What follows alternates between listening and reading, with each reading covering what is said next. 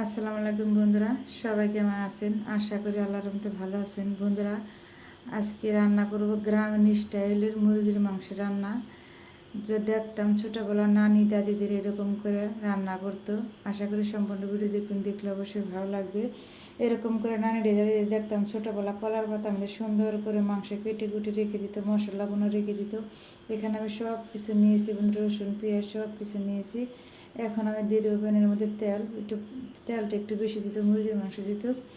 দিয়ে দেবো আমি পেঁয়াজ কুচিটা দিয়ে দেবো শুকনো মরিচ, দিয়ে দেবো দারুচিনি, দিয়ে দেবো এলাচ, তারপরে দিয়ে দেবো তেজপাতা। দিয়ে সুন্দর করে আমি এটাকে ভালো করে নেড়ে চেড়ে দেবো যে পর্যন্ত পেঁয়াজের কালারটা চেঞ্জ না হয়।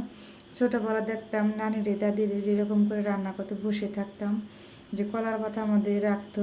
বলতাম যদি যে কলার পাতা আমাদের এরকম করে রাখো গে দাদু, বলতো কলার পাতা আমাদের এরকম করে রাখলে সেই রান্নার বেশি টেস্ট হয়। দিয়ে দেবো বন্ধুরা আমি একটুকা আদা বাটা, রসুন বাটা, পেঁয়াজ বাটা দিয়ে এখানে আমি জিরাটা ফাঁকি করে নিয়েছি, জিরা ফাঁকি দিয়ে দিলাম। দিয়ে সুন্দর করে আলতো হাতে ভালো করে নেড়ে চেড়ে দিব। দিয়ে সুন্দর করে একটু কষিয়ে নিব, কাঁচা গন্ধরা যেন চলে যায়। পর্যায়ে আমি দিয়ে দেবো বন্ধুরা হলুদ গুঁড়া, ধনিয়ার গুঁড়া, দিয়ে দেবো মরিচের গুঁড়া। যে যেরকম লোক ঝাল খান সেরকম স্বাদ অনুযায়ী মরিচের গুঁড়াটা দিয়ে দেবেন। আমি একটু ঝাল বেশি খাই, তার মধ্যে মুরগির মাংস ঝাল না হলে খেতে ভালো লাগবে না। মুরগির মাংস একটু ঝাল দিলে সেই রান্নাটা খেতে বেশি টেস্ট হয়। মশলা ভালো করে কষানোর জন্য 10 মিনিট দিয়ে দেবো ঢাকনা দিয়ে। দেখেন বন্ধুরা, মশলাটা কী সুন্দর কালার হয়েছে, গ্রেভিটা ঘন হয়ে গেছে, ভিতর থেকে একটু সুগার বেরোচ্ছে। আমার দাদি সবসময় বলতো মশলা সুন্দর করে ভালো করে কষাবি, না হলে তরকারি খেতে ভালো হবে না। তো দাদা বলতো তোমার হাতের তরকারি যে মজা লাগে, তোমার মনে হয় আঙুল চেটে পুটে খায়, এরকম করে আমার দাদি গল্প করতো যে রান্নার সময় যেরকম সুন্দর করে ভালোবাসা দিয়ে মমতাদের রান্না করবি, দেখবি সে রান্নার খেতে প্রশংসা করবে হাজব্যান্ডে, এরকম করে বলতো দাদি ছোটোবেলা। এখন আমিও সেরকম করে দাদির মতো করে রান্না করার চেষ্টা করি। মাংসটা সুন্দর করে ভালো করে কষিয়ে নেব বন্ধুরা।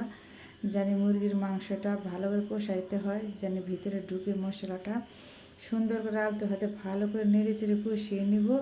দেখেন বন্ধুরা, তেলটা কীরকম উপরে বেশি উঠছে, মশলাটা কী সুন্দর হয়েছে, গ্রেভিটা ঘন হয়ে গেছে, ভিতর থেকে একটা স্মেল সুগ্রান বেরোচ্ছে, একটা যে মশলার যে একটা গ্রান সেটা বেরোচ্ছে। এখন আমি কয়েক পিস আলু দেবো, বেশি দেবো না, একটা আলু দেবো ছেলের জন্য, ছেলে খেতে পছন্দ করে।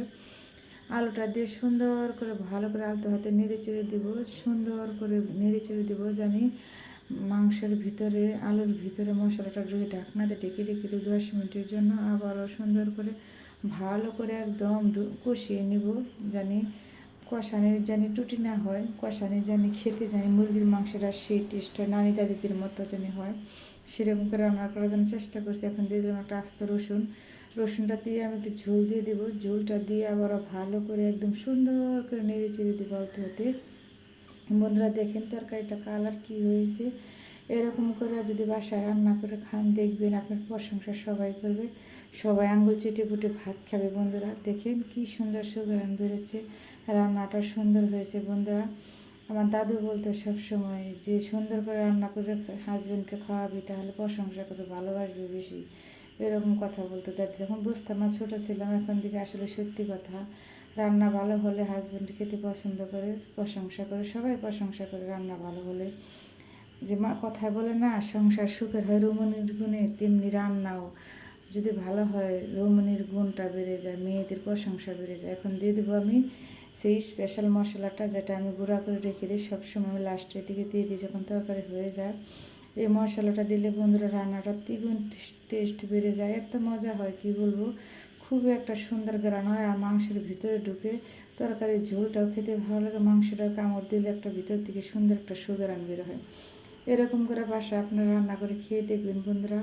যদি এখন দিয়ে দেবো স্মেল সুগ্রানের জন্য একটু কাঁচামরিচ দিয়ে দেবো। কাঁচামরিচটা দিলে কী হয়, লাস্টে সেই গ্রানটা হয় তরকারির অনেক ভালো লাগে সুগ্রানটা। এরকম করে বাসায় রান্না করে খেয়ে দেখবেন। যদি আমার রেসিপিটা ভালো লাগে লাইক কমেন্ট করবেন বন্ধুরা, সাবস্ক্রাইব করে আমার পাশে থাকবেন। দেখেন তরকারির কালারটা কি হয়েছে বন্ধুরা, দেখতে যেরকম লোভনীয় লাগতেছে বন্ধুরা, খেতেও খুবই মজা। এরকম করে রান্না করলে বন্ধুরা ছোটো বড় সবাই একদম আঙুল চেটে পুটে ভাত খাবে অনায়াসে 2 প্লেট।